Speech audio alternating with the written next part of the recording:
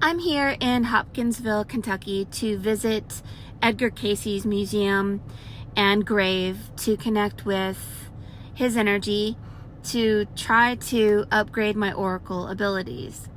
And we'll see what we see in the reading of Edgar Cayce, and we'll see if my oracle abilities become upgraded by connecting with someone who already mastered the art of self-hypnosis and his oracular abilities. Let's go. Edgar Cayce has a museum in Hopkinsville, Kentucky. I was able to connect with his stories and even artifacts of his and his building where he had a photography studio where he lived, and then his grave.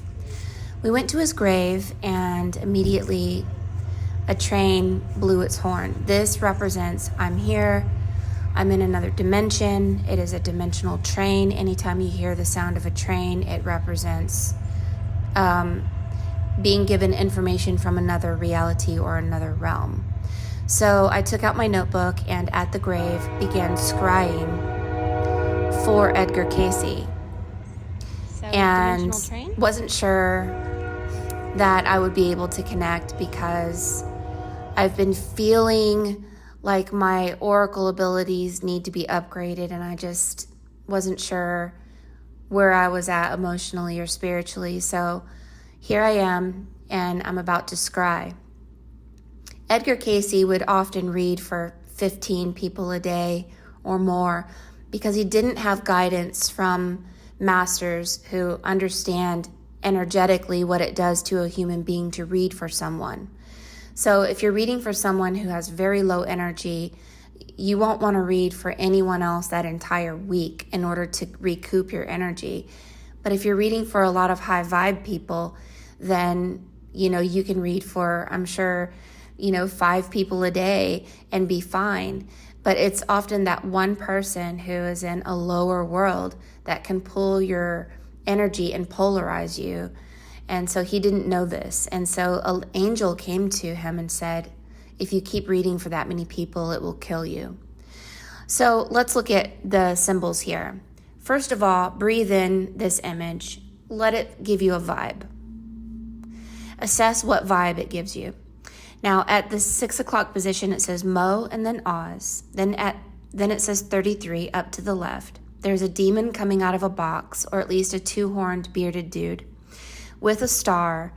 And then at 11 o'clock is an elongated skulled man with slanty eyes like Asian, with his hand holding Edgar Cayce's eye closed with an owl. This tells me a lot, and I'll tell you in a minute what it means. His other hand is pointing toward a looking glass, which is the other eye. There is an elf that is riding on wheels and has a spirit stuck in a box. It's a soul trapped in a box. From there is a pathway, and the pathway goes over a graveyard to a parallel self who is Edgar Cayce at the 1 o'clock, 2 o'clock position. Edgar Cayce is scrying with a pen, and there is a looking glass with a triangle. Through the triangle is a prism of a rainbow. And through that rainbow energy, he is speaking or scrying through a looking glass, right? And he has a sword pointed down, and his foot is actually literally dominating this god with slanty eyes who looks Asian with a beard and a cloak. So notice that Edgar Cayce also, let's go back up to the 11 o'clock position. This god is cutting off the head of a bull. But notice that this god at 11 o'clock doesn't have bull horns, but he does at the 5 o'clock position, right? And the bull with the horns being cut off represents that it's Mithra that cut the bull. So basically you have an animal that was cut from you. And you were supposed to be a flesh, spirit, and animal. And this animal is the holy dove that descends upon your head.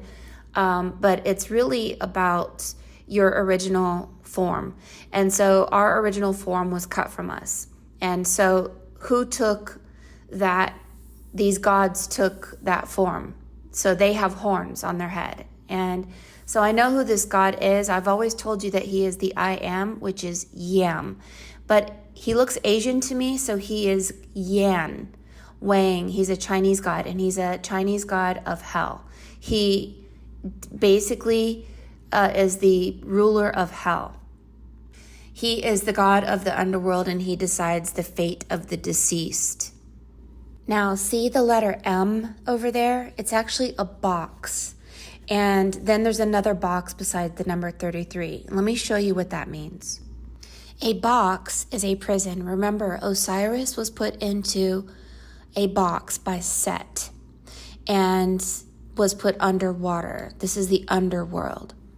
Well, the box is YAM or N. YAM or Yan or Yam is the I am. And the I am is the god of war, the god of floods, the god of child sacrifice. God sacrificed his own son. And so it is a god of the underworld when you're in a box.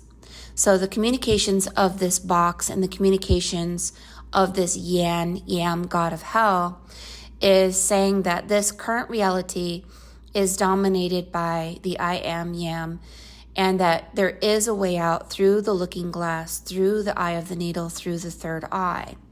Now, I didn't know who Mo and Oz was until I read that there is a king named Mo in the land of Oz. It's a new wonderland. It is a place called the Beautiful Valley, and the ruler is the king of Mo. So the land of Oz has a kingdom next to it named Mo.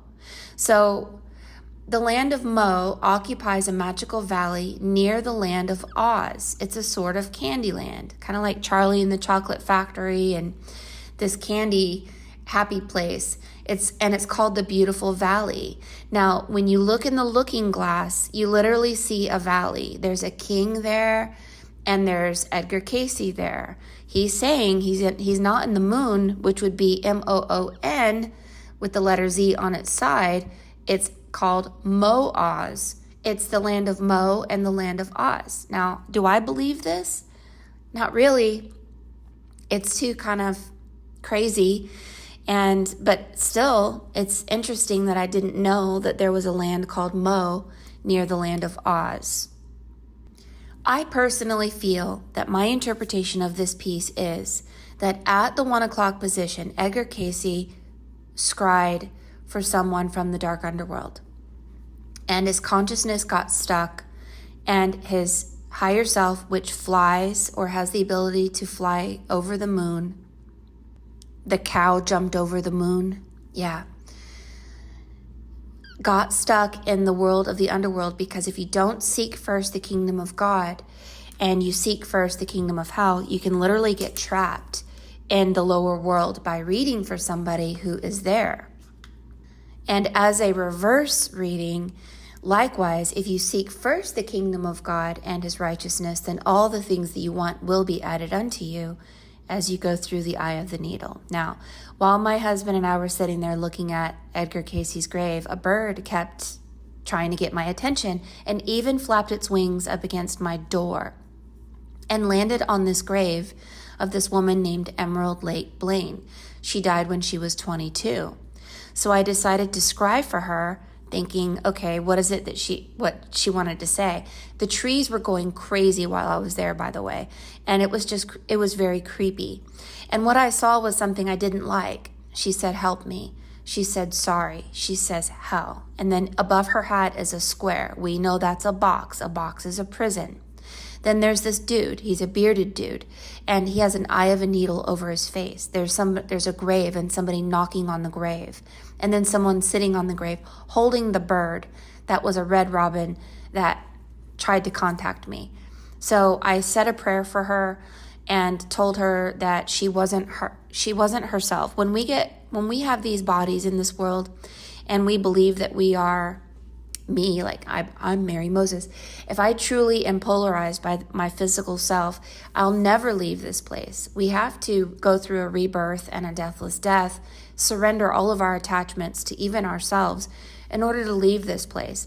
And then once you realize and have the faith that there is another place, then we can find our way to a great land, a great valley, a place where there is no suffering and you don't even have to work, and there is magic and flying and childlike energy and love, really.